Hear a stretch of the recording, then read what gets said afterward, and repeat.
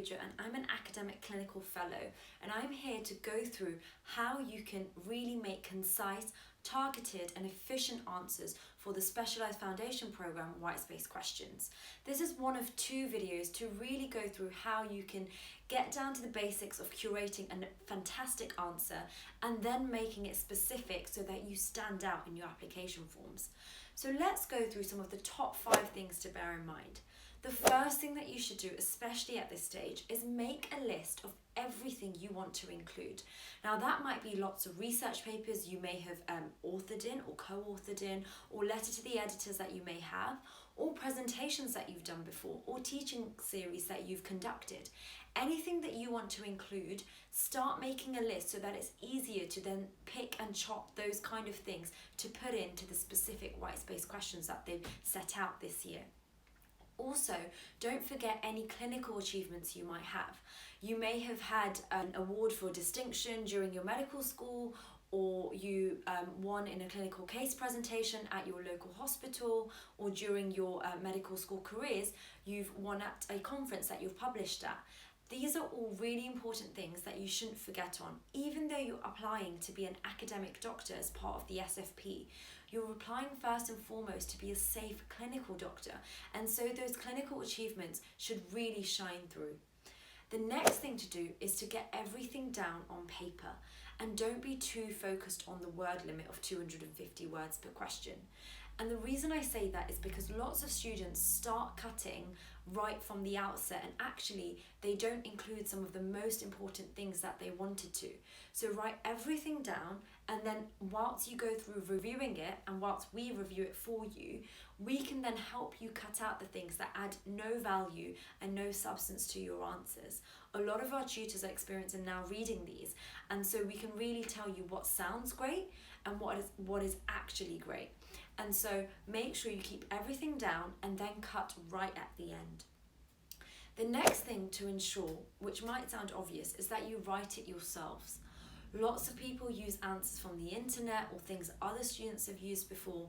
Now these may be good food for thought or good ideas. However, your answer should be your answer, which is why we don't offer any sort of service to write your questions for you or your answers. We absolutely review them and cast another pair of eye on them, but we don't at all support somebody writing them for you.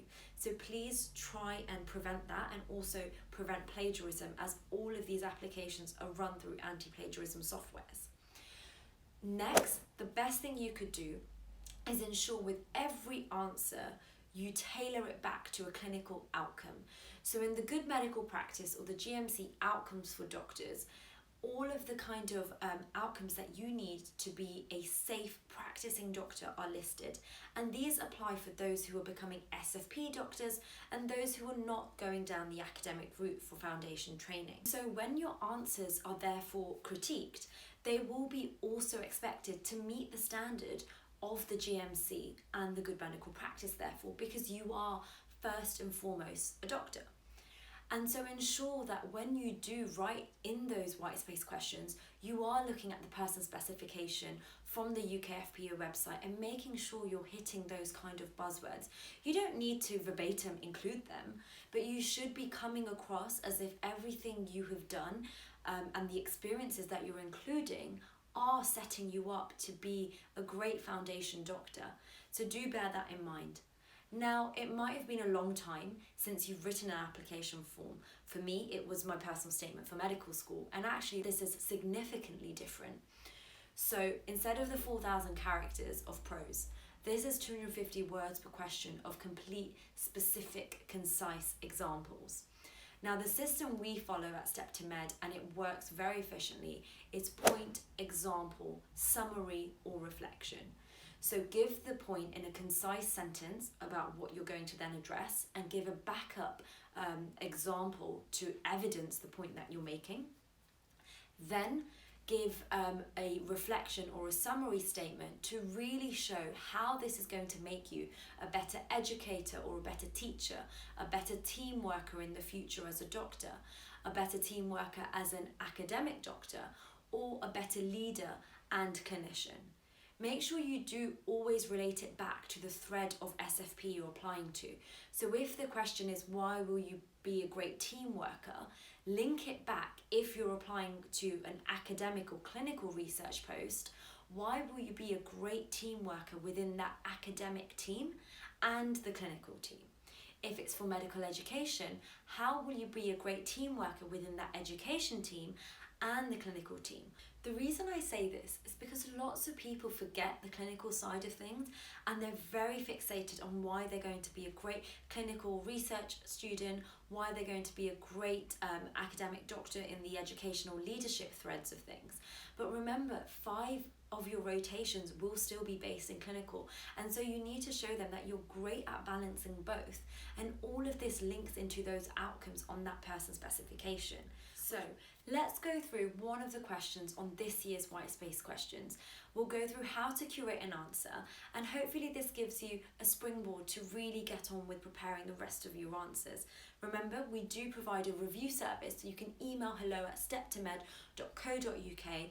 Please email it within 72 hours of the Whitespace question deadline, and we attempt to give all reviews back within 48 hours of receipt of receiving them. So the first question is, what are your specific reasons for applying for the specialised foundation programmes, and how will this contribute to your research or clinical career paths, and briefly outline these. So this is actually a 3-part question in which you need to get a lot in to make your answer stand out, stand ahead of others, and therefore be specific and concise because it's 250 words.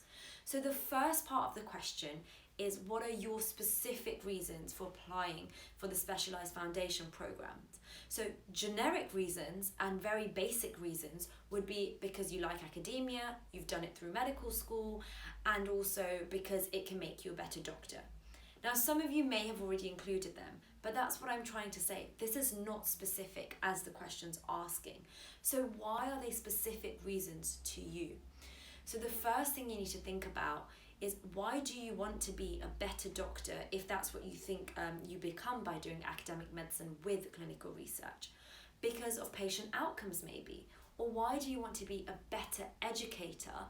Because you can really help those and your colleagues to be more confident and practicing clinicians.